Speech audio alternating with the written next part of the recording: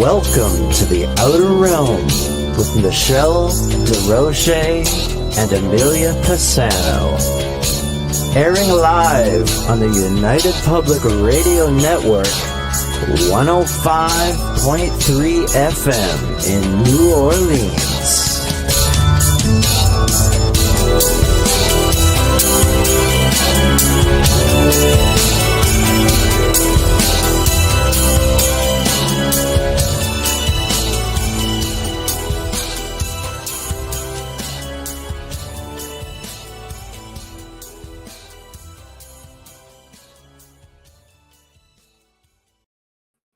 Good evening, everyone. Welcome to the Thursday night segment of The Outer Realm. We are broadcasting live on United Public Radio Network 105.3 FM from the Gulf Coast, 107.7 FM from beautiful New Orleans.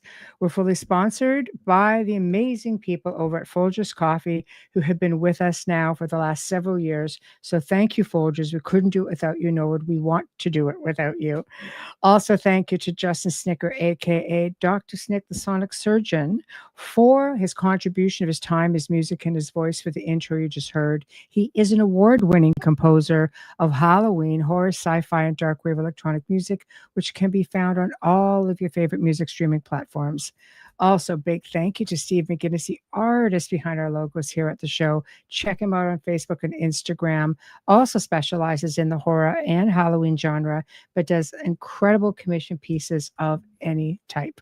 So tonight, we bring back Sir Bryan Bowden, who's had a great segment, about Dogman. And this time, we're going to be talking about Bigfoot. And he'll be talking about his experiences, his research, his perspectives, issues in the field, the do's, the don'ts, all the fun stuff. So without further ado, Bryan, hello. Hello, Michelle. Thank you for having me back on. Hello, everybody in chat that I'm seeing here. Some people I do know, and new faces. Yeah. Hello, everybody. Yep. Hello to everybody. I'm looking forward to this because I love the Bigfoot. Not so much the Dogman. I know. I can't blame you on it though, really. Like they're pretty hostile, It's I mean my encounters have been okay, but it's such a menacing looking cryptid, and there are stories where they're not as bad to that degree, but it's one of those things. It's like, would you want to walk into a room in the middle of the night? Oh, Cat Ward's here. Yeah, always. Fellow host here on the network. That's my niece right there. In a different way type of thing. I'm not really her uncle, but and I wouldn't want to walk into something and then there is a my brother had we had a Rottweiler, like a 700-pound Rottweiler, big teeth, growling at me that had rabies. It's like I'm good. Yeah, I can imagine something considerably bigger and yeah, I mean when you're talking about cryptids, they're usually in the same size zone. Mm-hmm. You're getting the 7 to 12 footers mostly. There are some that are really, really big, where people have seen things outrageously tall on the gigantic size, 20 feet, 25 foot, which they refer to as King Kong. Huh. But I've only heard very, very few cases of it deep in the wilderness, Pacific Northwest, being one of the areas there. Mm-hmm. And when some know I was a bit friendly with Ron Moorhead. He's great. He's a great guy. He's come on a couple times. He's just so versed on a whole other level with the quantum things. And not a lot of people are on that page. Well, I was on that page for decades. Yeah. Because I studied when I went to university, I studied engineering, physics on the string theory, beginning of quantum, and astronomy. And I thought, I'm going to be an astrophysicist or a rocket scientist, because my dad's like, what are you, a rocket scientist? And I'm like, well, maybe I will be. And then I realized I didn't want to work for a university and come up with these great, ideas, concepts, or products, and then not own them and you get your pellet at the end of the year. So I didn't go into that, but there are certain things that are applicable to these cryptids in the quantum field. And I started out, well, if you want, you have the picture up. We can put the picture up. Today, it's been a really rough week in the US right now. Yeah. That we lost a lot of people. And today we lost someone who was one of the nicest, kindest, sweetest, wonderful guys you've ever met, and would chat with you when we would cross paths in hotels and at conferences. Dr. Jeffrey Meldrum. Mhm. He was a professor of anthropology and orthopedics, and in I forgot the university, exactly the university. I think he was in Duke, Northwestern, Idaho State, primarily Idaho State. And Mhm. this is the man that actually legitimized the strong possibility of these creatures existing, Mhm. what he studies, and he's holding an actual footprint from one of the Bigfoot. That's a Wow. pretty big print. That's Jeff a big print. was like 6 foot, probably 6'6". Wow. So that's taking up almost half his, from his neck down. Yeah, So that's you're talking, substantial. How big would you pretty, put that guy with a footprint that big? I would say, height wise, that's about 8-9 feet, Wow. and he's about 1,000 pounds. Jeez. I'm not going to Craziness. go into my English friends. How many stone? You Yeah, know? yeah, I know. Yeah. You know, I won't hold you to any of it. Just a yeah. curiosity. So, and roughly, you're looking at, this is roughly average for Mhm. the cryptids. I've seen something upwards higher than 8 feet, closer to 11. Mhm. I wish I had it here, and I've been all over today because it's been a heavy news day, and I was on a couple other shows early today, and we'll talk about this. I've been investigating this cryptid since I was a kid, but Mhm. really investigating, going out and in the woods and talking to other people that have had encounters for probably 30 plus years, more than Wow. that, but I don't want to give my age away. Yeah. But a little bit more. Yeah. So, and Mm. I'm doing it because I initially thought Bigfoot was just Pacific Northwest, right? So Mm. if you grew up in a certain time period, you watch the show called In Search of with Leonard Nimoy. Yes, of course. Yeah, I'm and he's aging wearing myself now. yeah. And he's Yeah. wearing that crappy turtleneck. It's true. Like, no one wears turtlenecks for a reason. Yeah. And it was all Bigfoot. It was Yeti, Bonneville Snowman, Loch Ness, and all this stuff. And the film Yeah. they went to was the Patty footage, where she's walking, the Gibson film, Mhm. Giblin, and that was amazing to see. That is the best, to this day, the best evidence, in my opinion, of Bigfoot's existence, and possibly a mother and child, because if they when they enhanced it, it looks like this mom was put her young were in a certain area in the background. You can Mhm. see one pop up a little bit, Mhm. and she was walking a different direction to draw these people away from her babies. Mhm. Um, I don't believe the other stories about it. I don't believe about the Bigfoot slaughters, and some people are making these outrageous claims right now, Mhm. because they want to become a name. I don't play that game. Every field. It's It's in high yeah. strangeness, it's getting ridiculous. Oh my God. If I had a nickel for everybody that says they're psychic now, it would be just, a lot of Mhm. money. Mhm. Oh, I'm a psychic now. Oh, you're a psychic now. Mhm. Last week you were a math professor, but okay. You know, Yeah. it's just what it is. So I figured this is flesh and blood, a real creature. So I was thinking Gigantopithecus. And I Yeah. stayed with Yeah. that for a long, long while. Yeah. My first experience was in the late 70s in summer camp As in up in 1870s, the cat yeah, saying she didn't know 1870s, people. 1870s, Yeah, late she was, I didn't know 1870s. people investigated back in the 1800s. Yeah, we did. We did. We did it Yeah. by candlelight. We was just, "What's there? Who's there?" Yeah. Um, yeah, I Mhm. was in my mother was a teacher. So in the States, you have July and August off. That's why you go to teach. Mhm. Not really to, you're trying to help kids too, but you're trying to teach, and then you have the summers off. What do you do? Because the teachers weren't getting paid that much. So she worked as the head counselor of a summer camp in northwestern Connecticut. So since I was born, they brought me up to camp. I mean, my whole family was up there. And I remember I stayed in a bunk. It was a long bunk called 7 and 8. It was divided in the middle. And I was in bunk 8. And the way the bunk is set up is there was a center porch for both. You can get into either bunks. When you came in, if you went to bunk 8, you would go to your left. It'd be open room. And there'd be bunk beds all throughout the place. It was packed. And out the side of the back end of the side end of the bunk, there was a door to get out the side. And this was the reverse in the bunk 7. But I was in bunk 8. And I had the wall all the way to the left. On, as soon as you walked in, because it was like that was the cool spot. But my feet, the bunk bed would go a little bit into the 3-foot window that was there with the 4 panes of glass, and you could slide it open or slide it closed. You always kept it open. It was hotter than the sun. No air conditioning, none of that stuff. One night I was sleeping, and I had to use the restroom. Again, we're going to talk about peeing again. Yeah. There's a lot of these stories. We did that before, didn't we? Yeah. We did that with the other one. And so I smell a skunky, thick, like musky odor.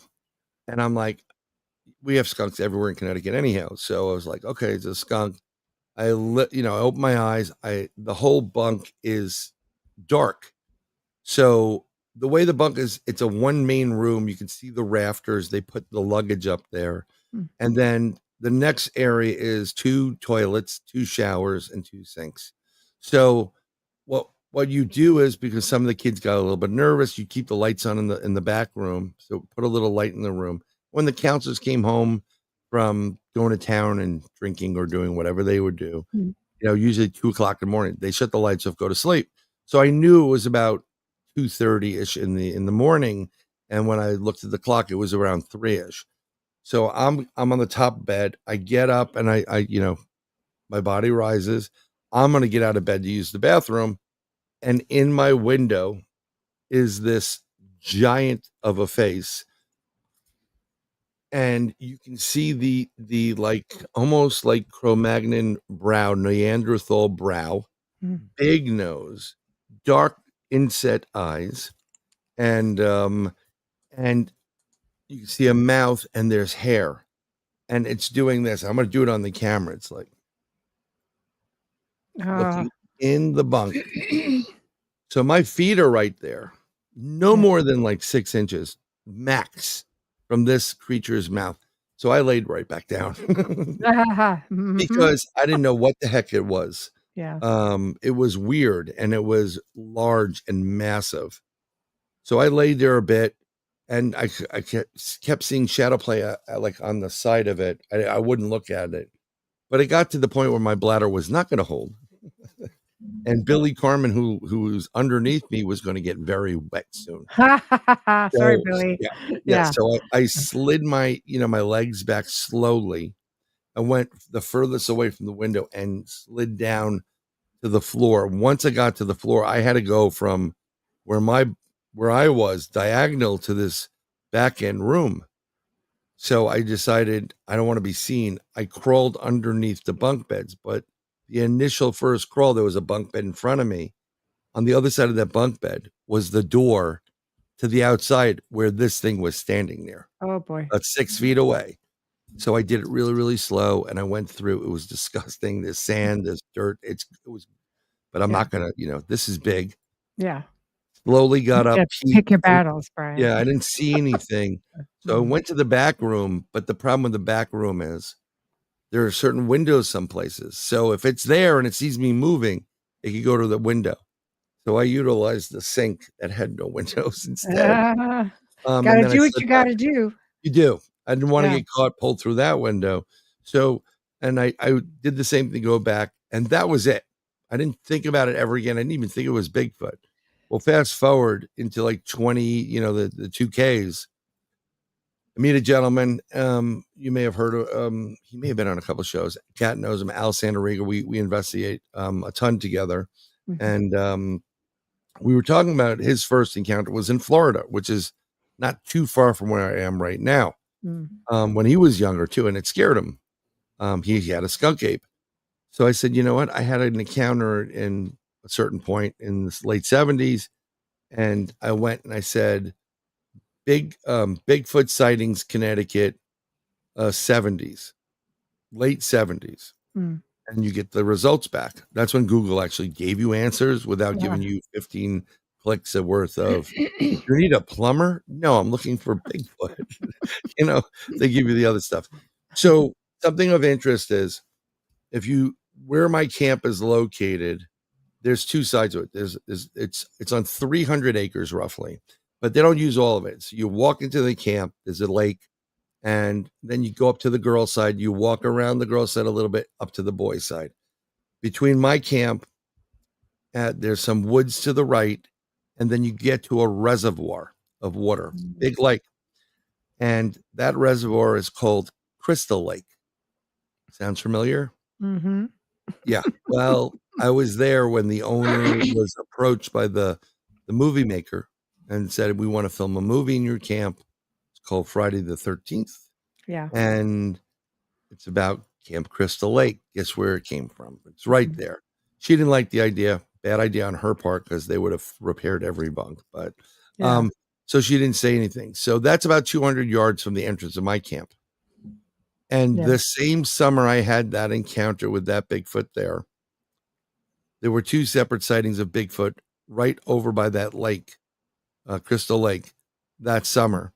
And then on the back end of our camp, up on the other side of the mountain, is like a lover's lane area by a dam. And there was a man or a woman there, doing their lover's lane thing. And they got out of that ASAP because they said an 8-foot wild man came and walked in front of their car, and they about freaked out. So that was my first experience with Bigfoot. And at that point, when you do the research, there's a lot more Bigfoot sightings on the East Coast than there are on the West Coast. That's interesting.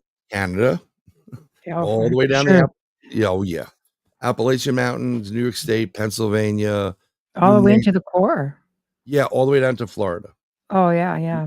My family has a property of 100 acres with a lake and such that backs onto provincial land with more like thousands of acres. And it's been on the property, and there's a lot of sightings up there as well. What is it, in Ontario or? Yes. Eastern Ontario. Ooh, that's a good plan. That I know. We're coming to visit. There's a bunch of us girls talking about it. I'm gonna say Michelle should be doing tours there, and the girls and I, we've had Kat and a couple of the other hosts are like, yeah, let's just go do it. Wayne's like, oh God, I'm gonna have to come babysit you guys. We're like, okay, whatever. And there's a lot of sightings. You'll hear them, and they love you ladies. Oh, great. And I'll tell you, well, they do. Okay. Very interested in females, because one, they look good, and two, and I'm gonna say it, you guys cycle. And you give off hormones. True. And unless you're old. Well, no, you still have there are certain cycle and smells. Yeah, pheromones. And sometimes we like to let great. The new team I'm with I do my own stuff as well, but I'm with a team, a Creature Man team. It's the Creature Man group. Headed by Stevie Strings, Christy Angelo, Julia Sims, Carol Wildflower. I was there. They're on the West Coast, and when I say West Coast, I'm not talking California. I'm talking Florida. I don't want to ever go to the West Coast again personally, but there's a few women on that team, and it does help because it does draw in, like, hey, ladies. Great. I'm a Scotch. Hey, what's up, Michelle? And so after that, you discover that we have a ton of sightings in the area in New York State. So we do have a spot in upstate New York. And I'll talk about that. But something I wanted to talk about, and one of the problems we face, and I've changed my view after this investigation from Bigfoot is flesh and blood to something different. And I'll tell you what it is in a second. One of the problems we have in this day and age is something called artificial intelligence. And I mean, it's great if you're now an author or you want to do a book and you need a book cover. God bless you. You can get it done in a split second. Yeah. Or you can do what Michelle does and everybody else in the show and use the artist that they have, which is doing a fantastic job, by the way.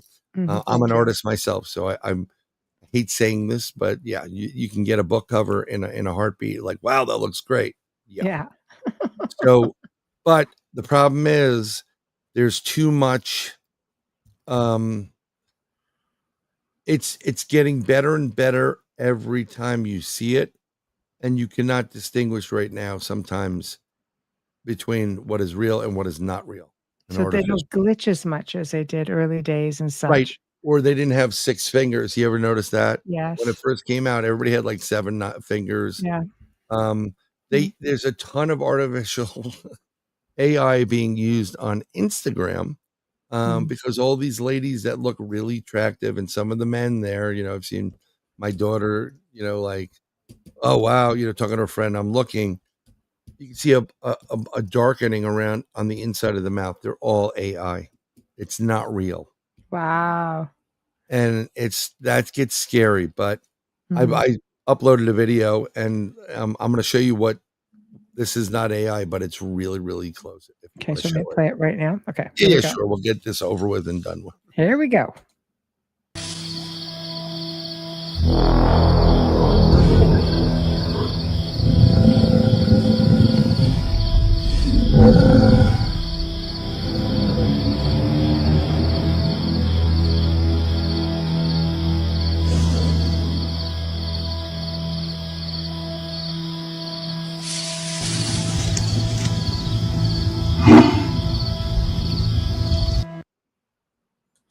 Yep, looks pretty menacing. Oh, yeah, they can be, but that's AI. It's sometimes now you have to take it a couple of times, but one of the big clues was the glitch. Yeah. That glitchiness. Yeah, it goes like this. Yeah. Right. And if you've ever been to a zoo or if you listen to, and a lot of good researchers listen to hundreds of like animal calls and breathing, and yeah, that was not, it's close. So what they must have did was AI pulls from whatever's published. So there are videos where you hear the deep growl and but it's close, but it's more gorilla lion than it is actual Bigfoot. But facially wise, with the exception of the blue eyes, for the most part, some of them have that facial feature, and they're massive heads, and they're not very nice, all of them. It's not Harry and the Hendersons. We're not taking them home. Yeah. There's some horrific stories of what Bigfoot will do, but we'll get into where I changed. We did an investigation upstate New York at a high strangeness spot. Okay. And what's interesting about it is native lore throughout indigenous said there's a lot of lights and weird animals and some strange stuff taking place there. At one point, the U.S. military and government allowed another company to utilize this huge property to try and use weapons grade radioactive material, uranium, to make some kind of engine or a drive system. They had an accident, of course, and they said they cleaned the lake. Yeah, no, they didn't. But they did, but they didn't. Yeah. I mean, the animals that are found in like the bass, the alligator, turtles, massive, like you have never seen. These turtles will literally, they're about the size of like Australian Labradoodle, and they come right out of the water and they eat fish and what have you. But the surrounding area in this state, it became a state park. It borders on the Appalachian Trail, which is key because that goes all the way up to Canada, and that is the highway, not only for criminals, but for Bigfoot and all these cryptids. They travel through there. So we parked off the property because it closed at sunset. There was myself, Al Santarega, and a friend of ours named Bill. Just us three. Al lives close by, so he's had certain, like, not sightings, but he's heard the knocks. He's heard, the Bigfoot vocalization. He's had experiences there. So we went up to investigate, and you have to walk about a mile to get to the beginning of where the park is. And that's where the lake opens up. And you can go to the left on the Appalachian Trail. Very easy to do. There's certain spots where they're a little bit more level and you can park there. You can go to the right, but you'll only go about 100 yards before you hit a goat trail. You cannot climb there. I mean, you'll kill yourself. No. And where we were going at that point, if we started down here, hold on, right there, we were going to the top of it, 2 miles up. So we go around, and as we're going there, there's a rock formation that's probably 20 to 25 feet high. You can't get to it, but on the top ledge of it is an Inukashuk. Now, if you're Canadian, you may know what an Inukashuk is, but it is a spirit piece built by the Inuit, Eskimos, and it looks like, a man. It's very primitive looking. Are those the stacked rocks, right? Like stacked rocks for legs. Then it goes out with a longer piece. Yeah, yeah, they're everywhere, all over the north. Right, but that's a piece of saying, back up. This is ours. Don't come in. Wow. So it's a warning. So good to know. Yeah, and there's an Inukashuk, and I'm like, oh my God, that's an Inukashuk. And for two guys, one guy from New York City, two of them from New York City, like, Inuka what? They had no idea. But my dad collected Eskimo words, so I know some strange words that are Inuit. And I'm like, that's really interesting because there are Bigfoot in that part of the world of Canada too, and other animals up there, and they would know that, and they would know, let's use this as a sign to say, stay out, logically. So took some pictures of that. We walked up to the top of the area where we were going to stay at the top of the lake. And our location was just off the path of the Appalachian Trail. And I'm just going to, so if you're visually looking at where we're sitting, there's a rock formation in the center. Al puts his seat there. To the left, there is a little bit of a stone wall that was built. Who built it, we don't know. And I think many people don't know who built all these stone walls in the woods. But someone had a field day. And Bill sat there. And then I sat to the right, and we're about 10 feet from each other. And there's a little bit of hill behind me where the rock mountain cleared out. And I could walk up behind it and then go on top of the mountain. And I sat over there. And we're doing all these different experiments. We're using, he has a rose quartz crystal skull. I have a clear one. His name's Scully. I used to bring him everywhere. And we're putting them together. We're checking to see if any EMF is coming off. We're not getting anything at this point. We're hitting it with a laser, the whole thing. And every once in a while, we would hear rock knocks, 2 rocks hitting, and you'd hear tree knocks, classic Bigfoot signs. So we're doing this stuff. And when Al and I investigate, we don't go out and hold hands to investigate. He goes his way, I go my way. And I think I said that at the cemetery, like Al's like, he's, wherever he is. And so he's using a parabolic mic, and he starts looking at and he points it, through the area, and he's hearing more footfall. And he hears with the rock knocks and the tree knocks. So I'm hearing it too in the distance, but he's really getting it. And then when he points it up at these trees, he's following the trees and he points it to the sky. We're getting almost like a Morse code type of signal, a really weird sound. And he's like, what the hell is that? Maybe there's UFOs above us.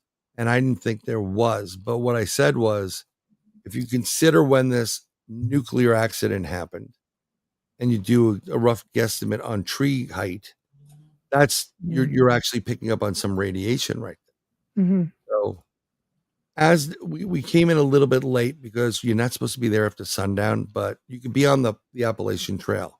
So that was our out for the most part. But we started feeling this pressure in the air is the best way to describe it. So if you've ever been out and you feel you know when a storm's coming, Yes. the air pressure, it gets tighter and you're like, heaviness. oh, yeah. Yeah. And it's really like, hitting us. So we try to call our psychic out in Arkansas and you talk like you can't talk. We couldn't hear a word what she was saying. And we're like, we can't hear you. You sound like you have marbles in your mouth. Like, what's going on? And the pressure's building, And it just got a little bit weird in the sun setting. So we're going to be doing this investigation day night. Oh, by the way, it's St. Hollow's Eve, full moon, meteor shower. Okay. Perfect storm. Yeah, let's just let's double down on what we're going to do today. Yes. Right. And so we're out there and it's just building, the pressure's building. I'm feeling it. You can feel it in your ears. And I felt this little I felt almost like being hit by something at one point. And again, the rock knocks and tree knocks are getting closer. But at one point I felt something like kind of whoosh by me a bit and my eardrum kind of wiggled. I don't know if you've ever experienced that. But it tickles a bit. Yeah. It's like a vibration. A little bit of a vibration. Yeah. So, and we're hearing all these things and we start hearing what sounds like something creeping up behind Bill's position. Like something's walking in the woods. You can hear it and you can kind of feel it. If you've ever been to an outdoor circus or yes. Yeah. Okay. And they bust out the elephants and they come, or the heavy animals. You can feel that in the ground. You can. And it's got a little bit of a thumping sound too. It's a deep thumping. And it's heavy. Yes. And in a split second, something starts to charge at Bill from behind. Well, Mr. City Boy, there's no place to go. From my point of view, I'd have to go all the way to the right in the pitch black and run faster than other people, or I can go to the left on the goat trail. Not going to happen. And I'm not going in this water that is probably filled with radiation that would be like a billion x-rays. So the only thing we have on us, because we're not allowed to have weapons, I'm not licensed for them in the state of New York. I have machetes. So there are big cats, there are bear, there are other things that can take us out. So you have to protect yourself. So Bill starts to run. Al goes forward. Al grabs him. I go on Al's right side. My machete's 3/4 drawn. And we're just like, Bill would have killed himself. He would have lost his eye in a tree and he would be dead. So we stopped him. He's, breathing heavy. It's like, what the hell was that? We have a 6 million watt Lumi's flashlight. We shine it on the area. There's nothing there. We have FLIR. We have full spectrum. We have UV. We have everything. Nothing's coming up. So we go over to it. So we said, okay, we walk over to the mountain for a little bit. Nothing's there. The pressure is building and building. So we're sitting, and as it goes on, a few more minutes later, it settles down for a little bit. Al has the parabolic mic, and there are a little bit of dogs barking in the background. Like you can hear them like through the valley, and it's pitch black, and Al's just walking around with a parabolic mic. We hear a knock like that, and it's probably about no more than 200 yards from us or 100 yards from us on the other side of this lake, and then we hear the following: whoop, whoop, whoop, and the whoops reverberated. Oh, like big. Yeah, like you were at like a metal concert and you Yeah. felt it internally. Whoop, whoop. And the third whoop is at the other end of the lake. And Al says something to the effect of, I think there are other people out here. And I'm like, those aren't other people, Al. Like it's one of those moments because he has the headphones on and he's hearing a bunch of Yeah. Yeah. And at that moment, everything I've ever researched, going into the field, looking at the X's, looking at all the little signs, seeing when you research Bigfoot and they know you're there and they like you, they're not going to be standing there like, hey, how's it going? You'll catch glimpses of them walking behind the trees. So when we walked in, actually on the way in initially, I can see paralleling us in the woods was a very, very hairy leg that was large, but it would go behind a tree and then disappear. Because they're watching you the whole time as well, right? They were watching us the whole time. You're always in their sights. Yep. And they knew we were coming. We're going to discuss why they knew they were coming. So at that point, whoop, whoop, no difference in the vocal pattern whatsoever. The third whoop is 2 miles at the other end of the lake. Wow. And as someone who studied physics and astronomy and all this other stuff, at that point, the only way that could happen is if this creature was able to open up a portal, jump in, and come out where he wanted. And everything changed at that point. I now believe these creatures have the innate ability to be physically flesh and blood, and then use all the extra energy in the air. Now, remember Tesla, 369, wireless technology. You use it on your phone to charge. It's everywhere, and on your cameras and in your lights. Oh my God, I just put a fresh battery in this camera. How come I can't take a picture? Because Bigfoot's sucking your battery dry, and he's using that energy to go from flesh and blood into a different molecular or electronic spectrum. Remote viewers have seen this. They've seen you'll see it all the time. Yeah, they see them. You'll see orbs around Bigfoot. A lot of people see what they think are UFOs or red and blue orbs or lights or a flash. It's got to be a UFO. No, it doesn't have to be a UFO. What happens is when you convert energy into a different form and different particles, you need more energy in the conversion process. This is simple stuff we've learned in grade school in science. And then you get to an event horizon. And I was just talking to a science teacher tonight, and I'm like, there's a word for it that I can't do it, but I use event horizon. And that energy, get up to speed to the conversion, and then it automatically converts into it. And the remainder is a spark or a flash. Similar to if you're in a jet and you go supersonic or break the sound barrier, you've got the energy up to a certain point to break the barrier, and that boom is a byproduct. And then whatever's after sound would be light barrier, and then there'd be another thing there. You'd lose some light. So I believe these creatures go into a molecular structure which look like orbs.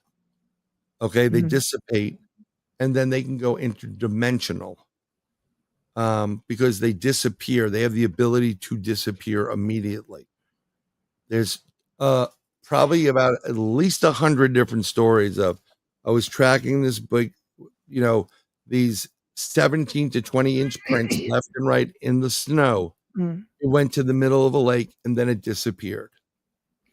Those are so common. You just hear, I'm following along the trail, track stop, prints, no prints, and all of a sudden, and then you factor in, what's the jump? Could they have jumped? Then you start doing the perimeter, you realize there's no jump. No, but you can open a portal, step in, and go where you have to go. Yeah. I believe it's interdimensional. Yeah. And what's really interesting is, Russ Accord from, was it Expedition Bigfoot? Yes. Okay. And I know Russ. And I know him very, very well. And I said, great show, by the way. You caught the thing changing from flesh and blood into a different form of energy. He's like, what the hell are you talking about? One thing you cannot get past, it doesn't matter what you are, is the FLIR. It's the heat signature. Yes. Yeah. And he caught a Bigfoot, and you see it in its shape. That's flesh and blood. But as it was converting, his battery was dying and it was converting. I said, remember that scene? He goes, yeah, I remember. I was there. I said, you remember when you saw it, slowly dissipate into little bubbles and it broke up? And you said, oh, this machine must be broken. No, it was going into a different dimension. And that's the byproduct. Those are the orbs. There's a lot of sightings with people that go in and see Bigfoot, they'll see two red dots that look like eyes or orbs flying around. And then the next thing you know, there's these Bigfoot appear or what have you. They're changing the molecular structure. Well, Wayne also makes a comment about another one of the episodes on the show where they saw that shadow person, or they figured it was just some sort of a shadow, not necessarily of a Bigfoot, but right on the edge of a body of water, and then it simply just disappears. So, I mean, it could have been a shadow person, absolutely, or was it just a change? I believe they can change, and the FLIR will always capture it. But also, you have to understand, you can use the Bigfoot is using. This is where Ron Moorhead comes in, and I had conversations with him. I read his book. I'm like, I've been writing this stuff down for the last 20 years, Ron, and we were laughing about it. He has a lot more money than me to go to Russia and some other places to get testing done, on these cryptids. But so, have you ever seen a hummingbird and when it can change color? Yes. Okay. So what that is soft physics. And what it is the bird has the ability to excrete certain materials. What's up, Woo? And by excreting certain materials into the skin area and in a particle way, you can start blocking out certain spectrums of light, and therefore you're changing into different color. This color is made up of blocking and allowing light to come through certain spectrums. Bigfoot uses the same principle to put on the cloak of the predator. We've all seen the predator cloak. Yes. Yeah. Okay. It's doing that with its hairs. If you look at let's go to polar bears for a split second. I know I'm jumping, but there's a rhyme and reason to it. Polar bears, their hairs are hollow, and that's what makes them look white. They're not necessarily white. Well, they are. I mean, you can see the blood all over them when they kill a seal. But, white, yellow. This is all part of some soft physics, and this is how animals change their colors. This is how octopus excrete certain molecules, and they can change their shape, their form, their everything. And that's why scientists like these creatures should not exist. We don't even know where they come from. This is how Bigfoot uses the chameleon aspect of it. Color matching. Yep. They will color match. And this is why they blend in and disappear so well. It's pretty easy to play hide and go seek with something that has active camouflage on it. Yes. Luigi saying, do you think that ET drops Bigfoot off here? I'm going to explain. That's another theory. 100%. So first of all, there are a variety of extraterrestrial species. Yeah. I used to say races, but then people got upset. Don't use the word race. I'm like, but it's species. I think it's more respectful to say races. Right. And there are some that look like Wookiees. There's some that look like Bigfoot. There are some that look like an alba witch, which is like a 3-foot Bigfoot. There's some that look like Ewoks, lizards, mantis, and so on and so forth. And they're different races of beings.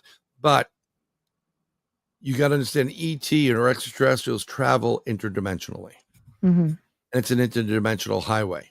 So they know who's on the interdimensional highway. Yeah. And it's kind of like when I used to go into Grand Central Station in New York. They see the same creatures traveling the highway, like, how are they doing this? So they go, take them, and they abduct them as well. I don't believe they're pets of the ETs. I believe they are also abducted, and then they're also doing the same testing, genetic, taking sperm samples, eggs, and what have you. It happens even through my lab. I mean, military have been taking. There have been whistleblowers that claim to have seen them in bases. Yeah, no, I got a. So the Dogman one, I think I may have mentioned it. Like same with them. Yeah. And I got the phone. I get phone calls and messages. They're real. They are in bases. I don't physically have a Bigfoot, and nobody that I know of, and everybody that you've ever seen on YouTube, and all these other people that talk about it, they postulate whatever. It's all hypothesis.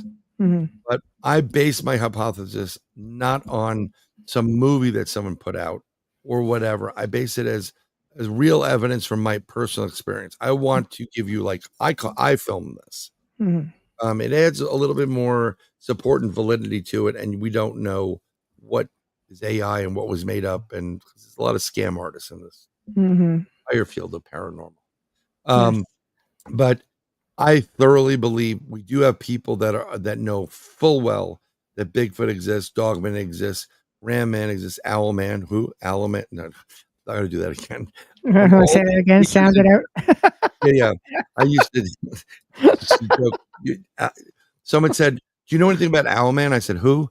Owl Man? Who?" You know, and they didn't get it. Owl man. Yeah. Owl Man.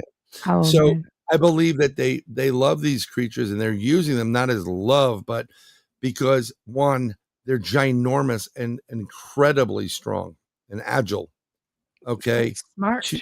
Two, active camouflage. Mm. Smart. Yeah. And can we somehow clone this or develop it into some kind of super soldier?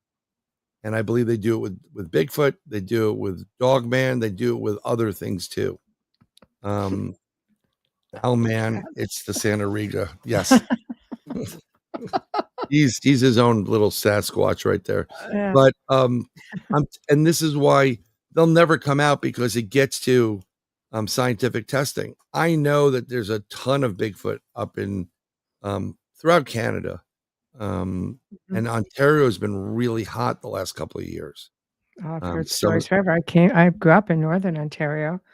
Yeah. And you I mean, like people like they're hearing the screaming and the hollers and everything like that. Mhm. Yeah. Yeah. Do you remember when Mount St. Helen blew? There Yeah. were people who have photos, who took video and photos of helicopters pulling them out. Yeah, there Bigfoot. was this is the story that I've heard. Mount St. Helen goes off, and they were able to rescue really badly burned Sasquatch, and they got him out. I'll tell you another thing. I'm going to say it's more than 3 years ago. Mhm. I don't remember the exact date, but you'll hear these stories in the U.S. There was a story out of Colorado in one of the the national parks or whatever it was, and the military was called in because we had some wild animals ripping people apart or attacking them. And the military came in and they set up a 15 mile perimeter. No one can get in or out. But someone who lives in the area will swear on a stack of Bibles that they saw this huge, helicopter, a big helicopter for cargo. And you know how they have the baskets for the rescue? Said it was like a basket for the rescue. I've never seen it was bigger than it was almost the same size as the helicopter, and it looked like feet in the head, and it was wrapped up in all black. Wow. So they do that. They go out and they take these things, and there's plenty of accounts of Bigfoot going to bases or Well, they're cared for as well. Like if you look at some of the provincial parks or California, I think it's you actually charged for murder if you killed one, isn't it? I'm pretty sure I read that. there is a couple. I think Oregon as well. I know there's California was one, and I think there were a couple of other states that did it as well. Well, if you talk to if you're friendly with a park service person, they can't tell you up front. They're not allowed to speak of it. No. But when they get trained in the manual, and they have you get rid of that page, but it's there, they do reference Bigfoot being in the area. And I've had my encounters with Bigfoot. I prefer Bigfoot than Sasquatch. Yeah. I was also told Sabe, S-A-B-A. I believe that's I don't think Bigfoot likes the term Bigfoot or Sasquatch, and they prefer different terms. But this is from people that apparently have had telepathic communication with them. Okay. Yeah, is it possible that a Bigfoot could lose the ability to portal away from danger? It sounds like maybe, yeah. Yeah, they can. There've been there have been incidents where they can't get away, but they are beyond swift. I mean, you have no idea how quick they are. And they could take a 60-foot leap in a heartbeat because they're not necessarily on the ground all the time. You know, they could go into, like, we find these huts. It's really weird, intricate weaving, and it's like a bowl hut in the ground, and it's staked in the ground. Something's living in there. It has that musky, like Bigfooty smell. And people have been trying to figure out, well, how the heck do they get in there? The size of them. Well, if you could transport yourself and open a portal and go in and sleep, that's how they do it. They'll always be, they work in clans. So it'll be like a male, a female, young, and they work in concert, and they have a huge hunting realm. It's like, you know, could be 1,500-mile radius. And they hunt throughout that, and they follow the game, like just like the seasons. You know, do you really want to be up in Saskatchewan? Right. It would be much like the indigenous, right? I mean, who would follow, they would just follow the food, follow the herd, follow the livelihood, which kind of lends to the theory that, I mean, aside from like you say, in clans, if they were once upon a time like a full, perhaps, society long before, you know, things are the way they are now, and they just still have that instinct. There's something about it, and I think it's just part of their ritual. So I think what happens is, okay, we're going to get into a little bit of a gray area here. And I think it's the Q on Star Trek. Yeah. Any Trekkies here? By the way, it was like 60 plus years. So the anniversary just happened or something like that. Yeah. But there's a group of entities called the Q. Yes. And they all share a central knowledge base or consciousness. So they all know. If one experiences, they all experience. Like a collective. Yeah, like a collective. And I believe Bigfoot has the same thing. There is a collective there. So they're aware of certain things, you know, around there. And what they do is, in order to, you know, expand on the clan, it gets to a certain point, and I believe that the mother and father get to a point and they leave their young there, and like, no, you stay here. You have to find your mate. We're going on. And then they, you know, another male will be left, you know, another clan, and that's how they join. It's not like they go out for dates and like, hey, you want Chinese? No. Yeah. It's the process, and then they plan out, and then they rotate, and they find their other way. Merging of families within families. I believe there's a couple of, I think it's Bigfoot911.com or org. I don't remember if it's at org or com.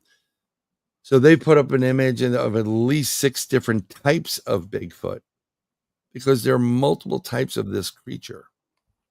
If you take in consideration, there's some that look more baboon.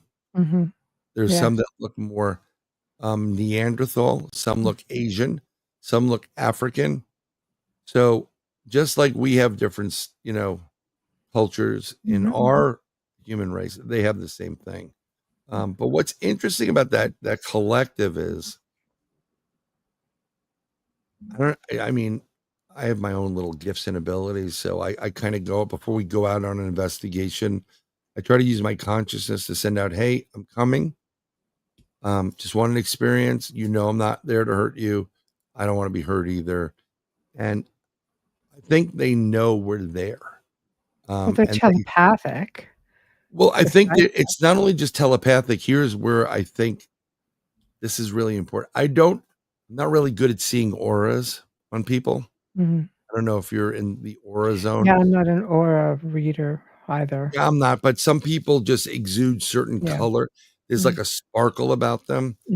And I think your aura not only tells the way you're feeling health-wise, but it also determines what kind of person you are. So, because I remember this when we used to buy the mood rings. It's true. You get mad and you're like, it's all black now. You know, like, yes. lighten up, would you? So I think it's like that. when they go into a forest, and I think again the Dogman does this too. That's Yeah. how they know what they're dealing with. They see your aura, and you give off your own electronic ID number, Mm. because we are a unit of electrons, and we are unique. That Mm-hmm. our children will have appendages to that number, Yeah. but Yeah. they know your energy, and they Mhm. know that you sent it out to them, and they know who you are. And by looking at your, no, that's that guy. He's okay. He's not going to Yeah. hurt. Yeah. And the reason why I say that is I've gone out in the field and we've had some depends moments. Okay. Depends in the US are adult undergarments. Okay.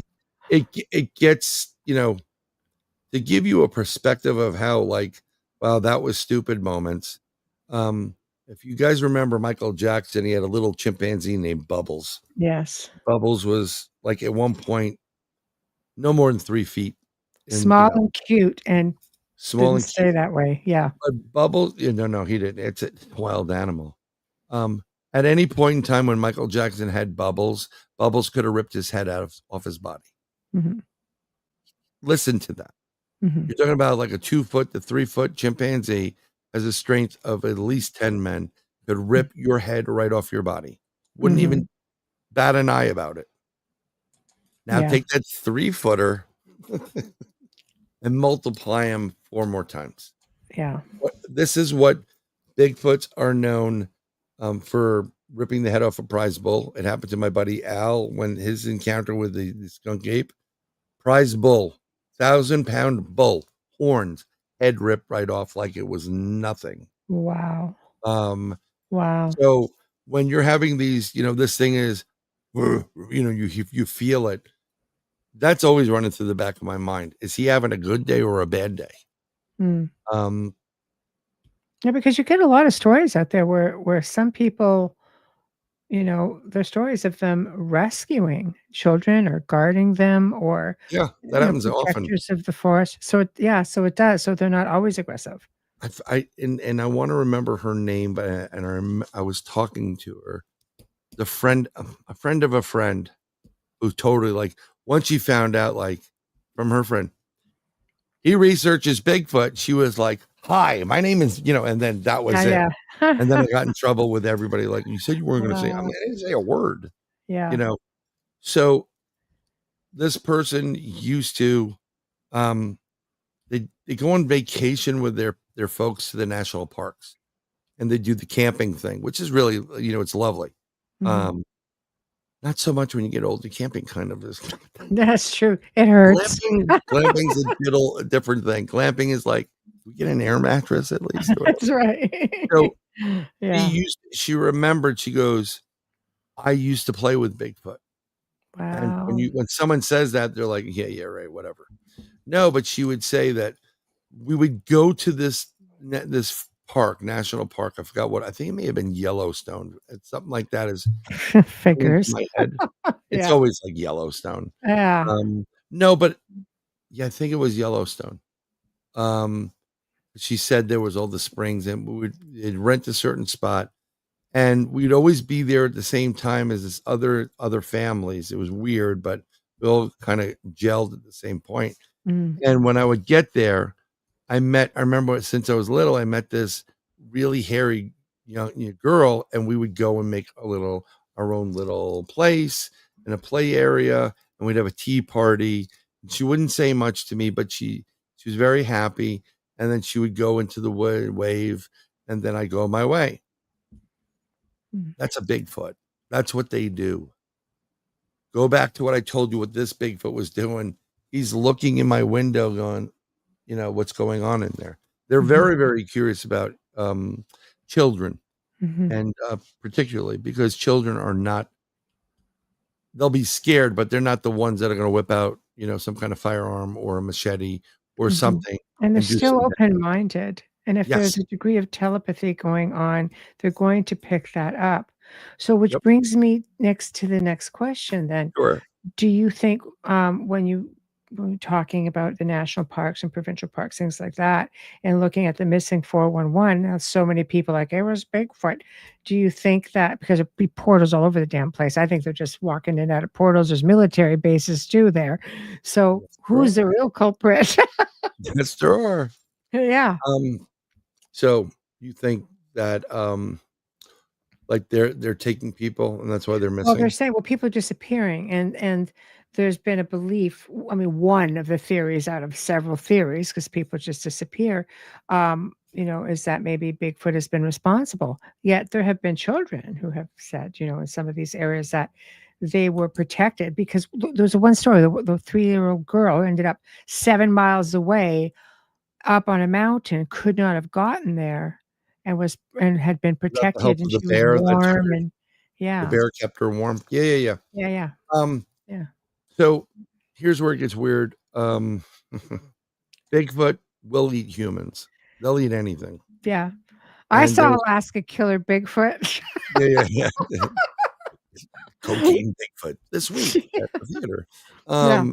They will. They'll take your dog. They'll eat, deer, of course, and whatever. They're hungry and they'll do damage.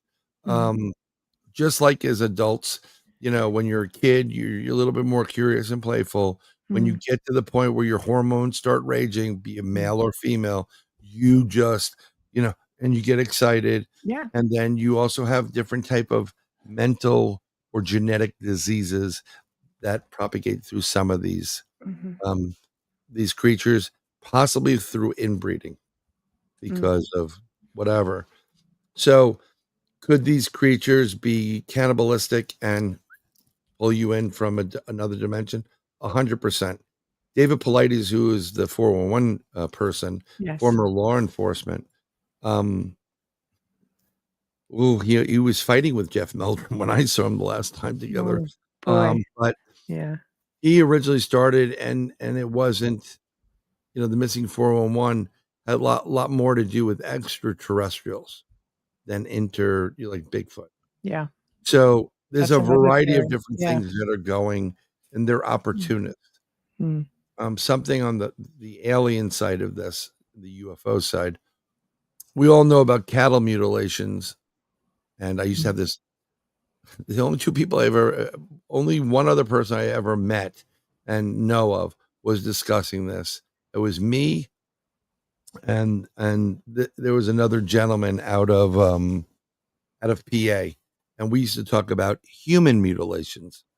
And from what I understand, when I did some shows, big deal. I got $200, maybe a bag of chips, and that was it. It's nice to be recognized, but they did buy me and rent me a house for a week on a lake. No, you sure don't get rich from it. No, you don't get rich from none of it. Yeah. But I did something for UFO Witness season 2, and it was me and Melissa Title. And yes, she's been on Gaia and all this other. She's wonderful. I love her. She's a really great person. She wasn't prepared for what was about to happen. We were setting up, talking about whatever was going on at Bantam Lake.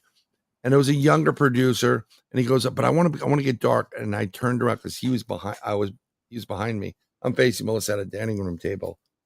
And I go, how dark do you want to get? And he goes, what do you mean? And I told him, well, there's animal mutilations. We all know it. We've seen Walker Ranch. They take certain body parts, right? There's human mutilations too. E.T. likes human flesh.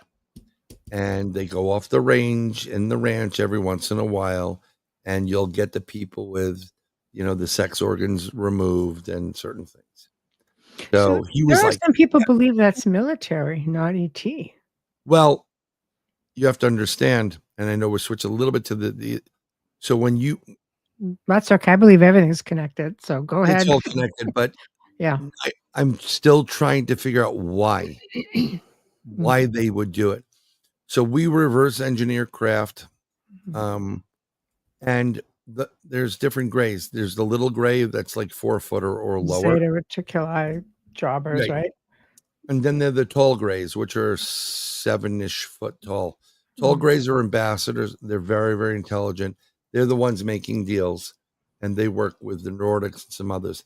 The little grays you see in all those movies, and Whitley Strieber's Communion, Mm. they are extraterrestrial biological entities. They're clones. Mm. They're worker bees. By the way, we've kind of guesstimated through a couple of people have been doing this. Their IQ is no more than 80, and the main reason why these ships crash is because you're letting an idiot drive it. They're the ones that are steering and doing what they do with the craft. They're not very intelligent. Mm. But if you can clone them, we've been able to do the same thing. So I know somebody, Derek Tyler, he's been a multiple time abductee from different type of species, as well as U.S. military. Mhm. His one colonel was part of it, and they have their own grays. And every once in a while, the grays go off the range, and they go shopping, and they do that. Mm. In that case, yeah. Mm. So it gets a little bit weird. But when you get these Bigfoot, I think they know who you are, and they'll treat you differently, because I have a lot of experience along the from Canada down primarily to Virginia. And then I started doing North Carolina, South Carolina, and some other areas.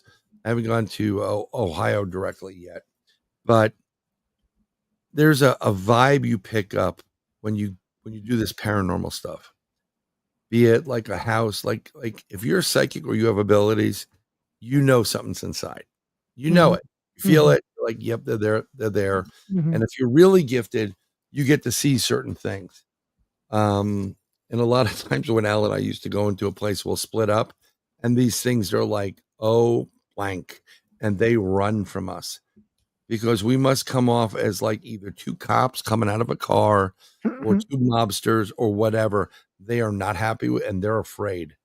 But there's something,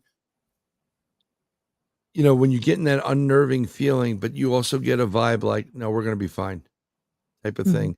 They Mhm. know who you are.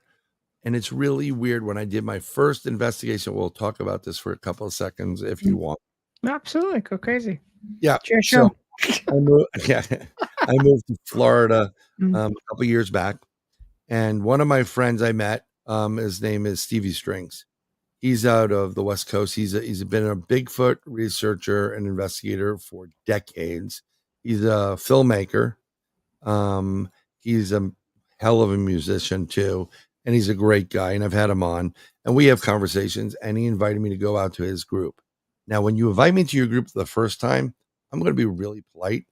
I'm not going to start anything because it's not my group. The second time around, I'm going to put my opinion out there. So just so you know. So we went to State Forest in the West Coast, and you basically rent 20 plus acres of camping ground.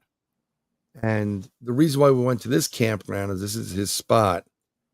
Couple of investigations prior, you get a code to the gate, you open the gate, you drive down, and there's some parking areas.